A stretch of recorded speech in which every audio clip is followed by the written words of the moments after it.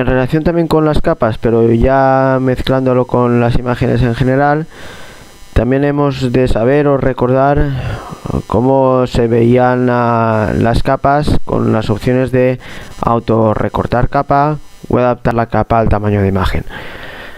Vale, para ello, pues bueno, recordemos que tenemos un lienzo así de grande, aunque esta parte esté transparente, y tenemos dos capas en este lienzo. Si ahora yo le dijera, esta capa es la que corresponde a esta casa de color verde, y el borde de la capa está adaptado al lienzo, al tamaño de imagen. Si ahora le dijera capa, autorrecortar capa, la capa se ajustaría a lo que existe dentro de la capa, es decir, esta imagen. Como veis, los bordes de la capa ya van por aquí y se ha ajustado a lo que es la capa. Esto nos servía también mucho para, a la hora de rotar objetos, recordad que si la capa estaba a tamaño de imagen, pues muchas veces teníamos dificultades para recordarlo. Capa, autorrecortar capa o capa a tamaño de imagen. Si lo devuelvo a capa a tamaño de imagen, pues la capa se adapta al tamaño de la imagen. Voy a dejarlo en autorrecortar capa. Ahora también relacionado con la capa, si igual le decimos imagen, ajustar lienzo a las capas, el lienzo se va a ajustar a las capas existentes. ¿De acuerdo? Con lo cual las partes transparentes del lienzo pues ya no existen porque se han ajustado a las capas existentes. ¿Vale? Si le decimos lienzo, habíamos dicho ajustar lienzo a las capas, ¿vale? Al lienzo se había ajustado a las capas. Si le decimos autorrecortar imagen, pues va a resultar casi lo mismo también, porque la imagen se autorrecorta a lo existente también, ¿vale? Aquí tenemos la otra imagen también recortada. Como estamos en esta capa, se ha autorrecortado a la imagen que existía en esa capa, y la otra, que era más grande, pues se ha recortado al tamaño de esta. También vamos a devolverle a esto. También tenemos aquí las opciones en imagen de combinar las capas visibles, con lo cual si le decíamos aquí combinar, se ajustaba la imagen a las capas visibles, ¿vale? Es parecido a capa nueva a partir de lo visible, parecido. Y después si le decíamos aplanar la imagen, pues también la imagen se aplanaba y se creaba el fondo blanco, ¿vale? Cuando le decimos aplanar la imagen, a la imagen, aunque sea un PNG que tenga transparencia, se va a quedar con el color blanco, por tanto va a perder su transparencia. Es algo que hemos de tener en cuenta. Bueno, pues eso en cuanto a la manera de manejarse con las capas y las imágenes. Por otra parte, teníamos el cuadro de herramientas. Tampoco no os voy a explicar todas detenidamente. Recordamos herramientas de selección simples como rectángulo, el óvalo, el lazo libre.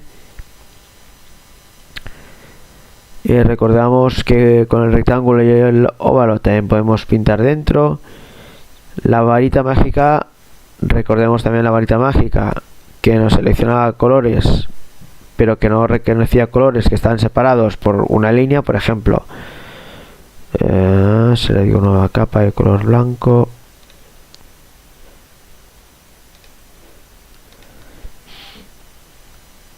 Vale, por ejemplo, le aplico un filtro de mosaico. Vale, voy a aumentarle el rosado. Vale. para que lo diferenciéis.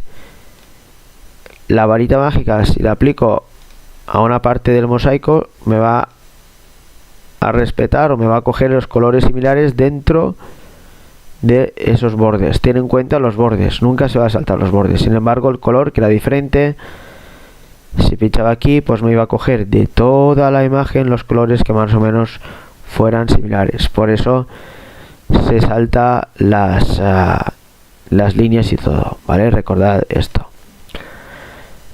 La selección está de primer plano, que después no la utilizábamos tanto. La herramienta rutas, el cuentagotas, recordad el cuentagotas, lo pasamos por encima de un color que queremos coger y ya lo he cogido este gris. La herramienta lupa, aumentar y reducir. La herramienta de alineación, cuando tenemos diversos objetos, recordad un poco el ejercicio de los chorizos que hicimos, que alineábamos a la parte superior o derecha a izquierda.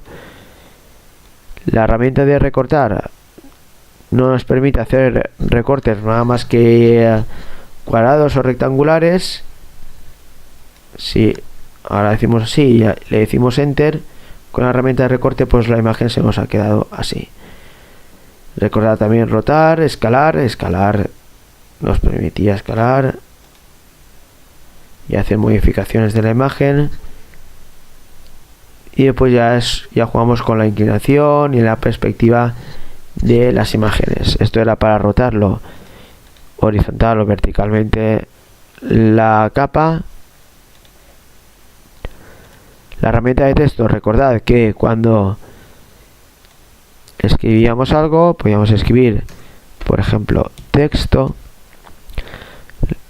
Aquí no vamos a poder modificar el tamaño de la letra y nada, simplemente cuando le decimos cerrar, nada más le digamos cerrar, podemos cambiarle el color, con lo cual vais a ver ahí, podemos cambiar el tamaño, podemos cambiarle el bold u otras especificaciones, etcétera. Una vez estamos trabajando y queremos volver al texto para modificar ese texto, sí que era un poquito más difícil, habíamos de tener cuidado, pero siempre puedes volver y pinchando dentro de él te va a dar la opción de editar el texto. El cubo de pintura, recordad, podemos rellenar con color de frente, de fondo, con relleno de patrón también lo hemos hecho. Y recordad también, cuando el otro día hicimos el puzzle, rellenar la selección completamente o rellenar colores similares, ¿de acuerdo? También los degradados, los hemos trabajado mucho, sobre todo últimamente para hacer sombras, efectos de sombras y luces. Y para ello pues jugamos con el color de frente a fondo, etcétera. También hemos hecho en los modos, la forma del degradado, hemos trabajado diversos tipos de degradado, sobre todo el contorno con hoyuelos o contorno esférico. Y pues ya, pues que sepáis que el degradado se puede utilizar mucho, no solo para hacer degradados de fondo, sino, como os decía, para trabajar también luces y sombras. Después tenemos el pincel de lápiz, que bueno, ya sirven para pintar. El borrador en canales alfa, recordad que en los canales alfa el borrador nos daba la posibilidad de hacer transparente la capa. Borrado, antiborrado, podíamos devolver lo que habíamos borrado.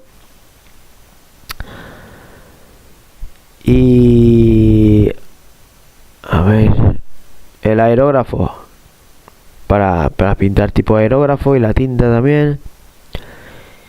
Y después teníamos las herramientas de clonado. Recordad que con el clonado, con la tecla control, podíamos coger el modelo de clonado. Si no pinchamos en control, la tecla control, no tenemos el modelo del clonado.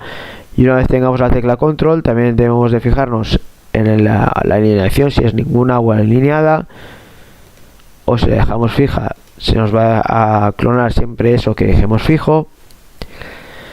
La herramienta de saneado era prácticamente lo mismo que al clonado, pero nos permitía pues a lo mejor hacer cosas un poco más finas. También el clonado de perspectiva, recordad que trabajamos con las ventanas que estaban en perspectiva, pues primero le dábamos la perspectiva que queríamos. Era una herramienta con dos pasos. Primero le dábamos la perspectiva que queríamos y después pues ya clonábamos el enfoque, el emborronado y la herramienta de marcado a fuego, que prácticamente tampoco la hemos utilizado. Para cada una de estas herramientas teníamos un menú inferior. Recordamos aplicar jitter, por ejemplo. Si aplicábamos jitter, el trazado se convertía en irregular, ¿vale? Bueno, el trazado se convertía en irregular. Cuanta más cantidad le pongamos de jitter, pues más irregular se convertirá. Podemos elegir pinceles opacos o pinceles difusos, añadir pinceles, poner ahí, etcétera. Vale, pues más o menos esto era las herramientas generales. Continuaremos viendo ahora un poco la parte de menú principal con el GIMP.